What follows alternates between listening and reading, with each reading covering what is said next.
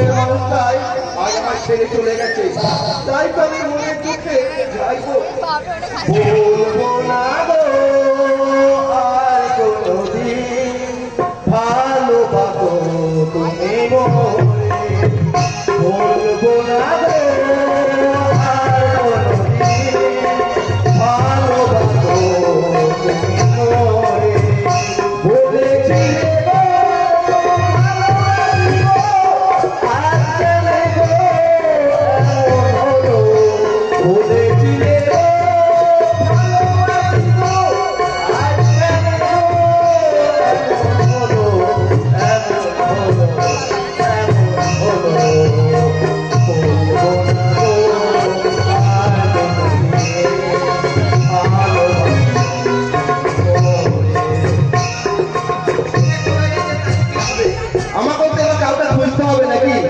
সেদিন যেন কোন মেয়েটার সঙ্গে পাকা টাকা করে রাখলাম, মনে পড়ছে না?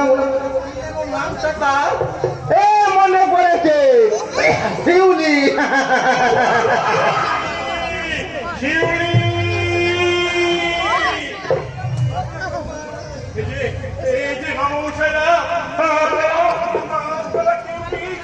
আমার ছোট বোন শিউলিকে দেখেছে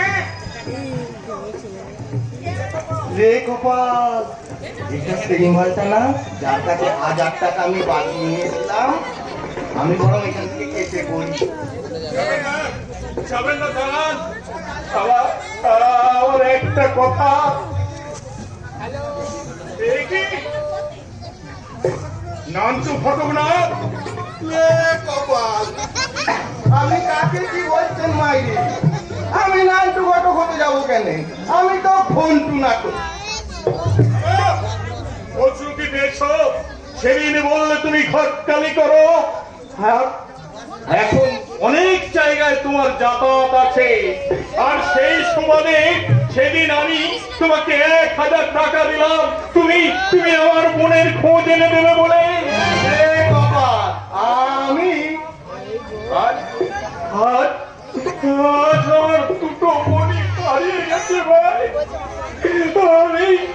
আমি তোমাকে আরো কিছু টাকা দেব, আমার বন্ধুকে তুমি সন্ধান এনে দাও।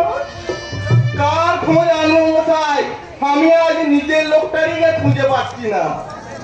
নিজের মানুষটাকে মানে কাকে কাকে হারিয়েছো তুমি? লে কপাল, আমার বউটাকে গো, বউটাকে। সারা আমি জানি মেয়ে ছেলে, একটা ছেলে বয়সে একটা পোলাকে নিয়ে পালিয়ে গেছে গো বাবা। সেই সঙ্গে আমার ঘটকালিরও 12টা বাকি দিয়ে গেছে।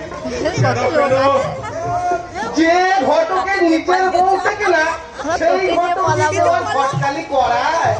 তবে আমার মনে হয় আপনার কোনো কারোর সঙ্গে ভেঙে গেছে। খবরদার, আমার বোনের সম্বন্ধে আর একটা বাজে কথা বললেই আমি কিন্তু তোমাকে সহজে ছেড়ে কথা বলবো না।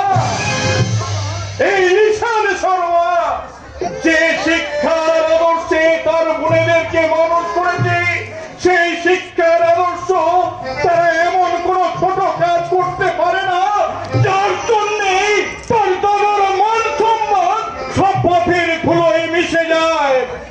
তাই ভাই বোনদের নিয়ে ওরকম সবাই বলে, সব অভিভাবকরাই বলে যে আমার ছেলে সুশিক্ষা দিচ্ছি, কিন্তু কে যে কোন শিক্ষা নেয় সে একমাত্র ওপরওয়ালাই জানে।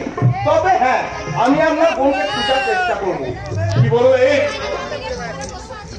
শালা শালা মেয়েটাকে সেদিন করা চুরির জন্য পড়ে গেল জমাইরি।